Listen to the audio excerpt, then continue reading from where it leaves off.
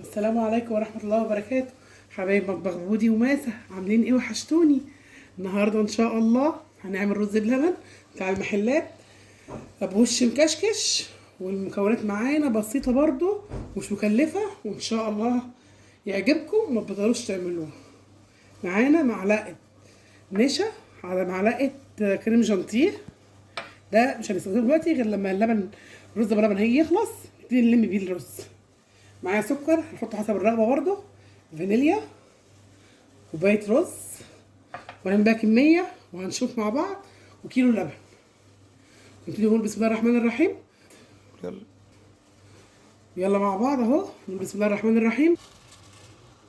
هنحط شويه ميه صغيرين، قيمه كوبايه بس بتغلي، هنزل عليها بشويه لبن بالشكل ده.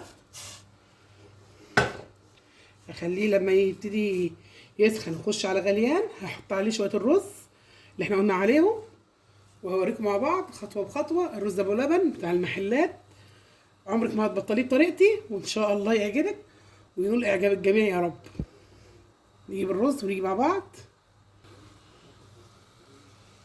الرز اهو بنزله قدامكم كوبايه كوبايه، وهنعمل بقى كميه كويسه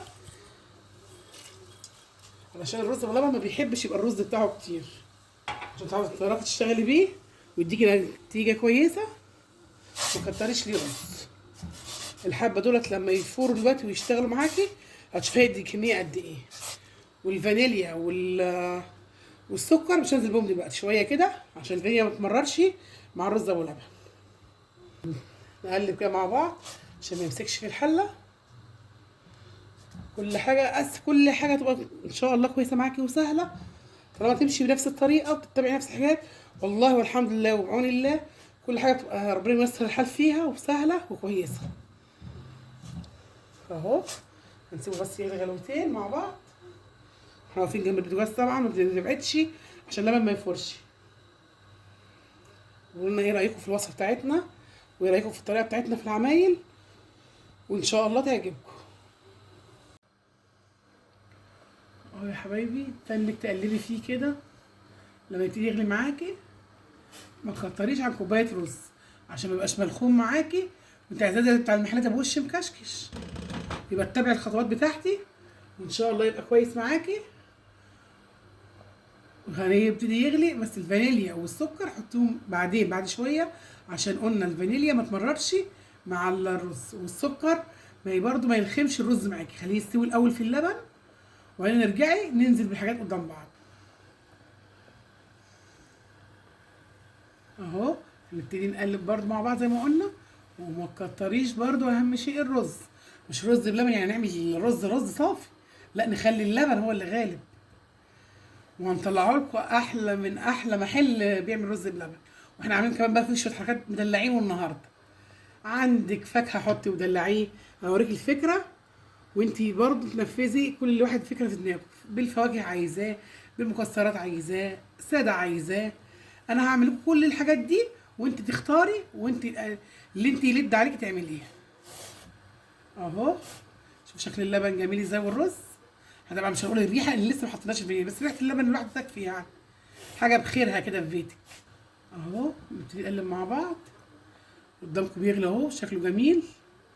ايه رايكم؟ احنا لسه بنقول يا هادي، لسه بنقول يا هادي في الرز بتاعنا الجميل، وحاجه كده يعني على كيفك. وهشكله لك النهارده وهعمله لك بكذا طريقه، وانتي اللي يعجبك اعمليه.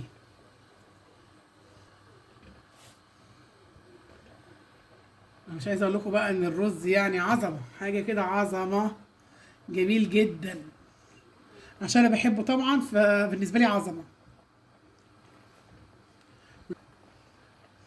وعلى فكره اللبن برضو المتواجد عندك بخيره تمام، عندك اللي هو الحليب اللي عند اللبان دوت الفلاحي تمام، اللي موجود عندك اشتغلي بيه. عندك اللي هو جهينه، اي نوع عندك اللي بتفضليه اشتغلي بيه. انا بالنسبه لي بفضل جهينه او بخيره، اللي انا برضو ولادي ما بيحبوش اللي هو اللبن التاني، احنا بنحب اللي هو جهينه او بيتي او الكلام ده. لو عندك برضو ولادك ما لهمش في الالبان قوي، دخله لهم في اي حاجه، في رز في بلبن، في مهلبيه، دخله بصي يعني في عصير جوافه بلبن، تعمل لهم زبادو. انا هنزل لكم مره حلقه للزبادو للفراوله طريقته وتكته، والله ما هتبطلوا تعملوا الزبادو بالحركات والتكات اللي هقول لكم عليها ان شاء الله. بس خلينا النهارده في رز ابو لبن، ما نشتتش بعضنا وخلينا ايه مركزين فيه. انتوا ايه رايكم في شكله؟ طبعا شكله جميل، انا عارفه ان هو شكله جميل، بس انا باخد رايكم برضه. وبعدين الشتاء بقى والسقعه، طول ما انت قاعده كده فنانين وبتفكري، سحله بيوم وغات يوم، كل الحاجات الحلوه دي هنزلها لكم. شغلي نفسكم في حاجه ان شاء الله.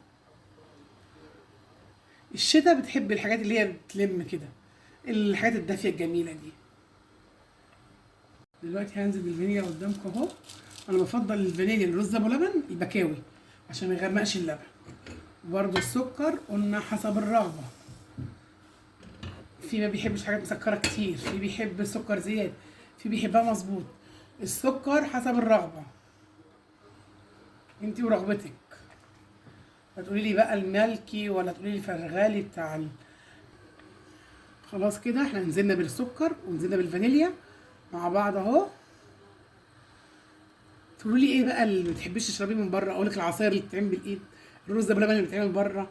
انا اي حاجه بتتعمل بره ولله الحمد بقرف منها وما بحبهاش، مش عشان حاجه، بس انا ما بحبش اكل حاجه واشرب حاجه غير انا اكون عاملاها، حتى لو النتيجه مش تطلع يعني 100%، بس يكفي ان انا عملت، خدت شرف المحاوله وحاولت مره والتانيه، وان شاء الله بيطلع معاكي كويس الحاجه. اهو بقلب قدامكم حبايبي، شايفين اللبن هو اللي غالب اهو، اللبن هو اللي غالب عن الرز.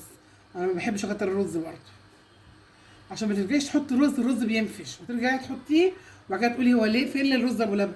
لا احنا بنقول رز بلبن، مش بنقول اللبن ابو رز يعني.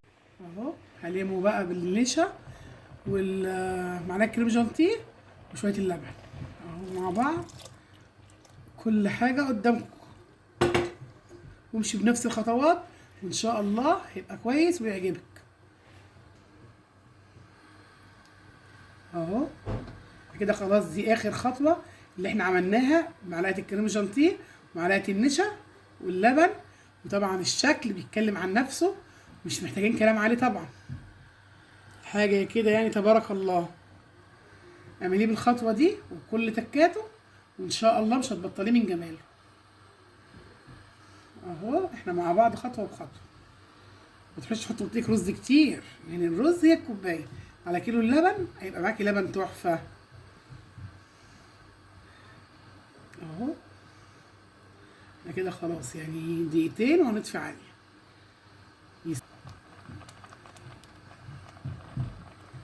اهو بقينا نلم مع بعض. حضري بقى حطيه في اطباقك، واعمل لكم برضو في الفرن في الطاجن الفخار اهو. شايفين حاجه كده جميله، الفانيليا اتحطت والكريم جانتيه يعني والنشا خلاه ايه فاخر من الاخر، ولا المحلات من بره تاني مش هتشتريه.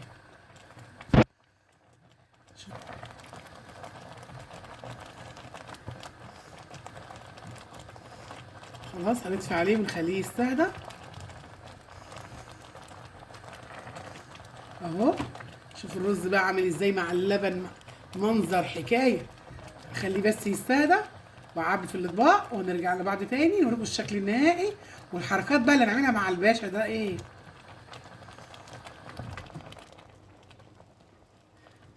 اهو خلاص كده طفينا عليه.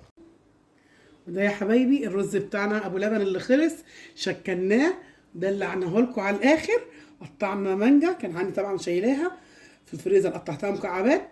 عندي فراوله، الموسم الفراوله طلع خلاص اشتغل، هندلعكم فراوله بالزبيب وجوز الهند. عاملين لكم ساده، عاملين لكم بالعين الجمل واللوز، والمفاجاه برضو مدخلناه اهو، عملت لكم في الفرن حاجه فاخر من الاخر يعني لحبايبي اهو. قولوا ايه رايكم؟ كل اللي انتوا عايزينه شكلي، عايزه ساده موجود، عايزه في الفرن عملنا اهو في الفرن جميل اهو قدامكم، بالمكسرات موجود، بالفراوله موجود، ويعني مش عايزه اقول لكم الشكل حكايه، الطعم بقى تحفه ما شاء الله تبارك الله. قولوا لنا ايه رايكم، وما تنسوش تفعلوا القناه بتاعتنا وشير للقناه بتاعتنا واللايك بتاعكم الجميل، وتدعمونا عشان نكبر بيكم وليكم. وعلى فكره ابو وش مكشكش اهو اللي انتوا بتدوروا عليه بتاع المحلات، طبعا احنا عاملينه ما شاء الله، والطعم حكايه، وبأقل التكاليف، وانت تروحي بره بتشتريه من احسن محل رز اللبن. دي حركات وتكاته. لا احنا عملناه لكم وجبناه لكم وقلنا ايه رايكم في الجمال ده؟ حاجه جميله وما شاء الله. واللايك والجرس عشان كل جديد يوصل لكم. والسلام عليكم ورحمه الله وبركاته.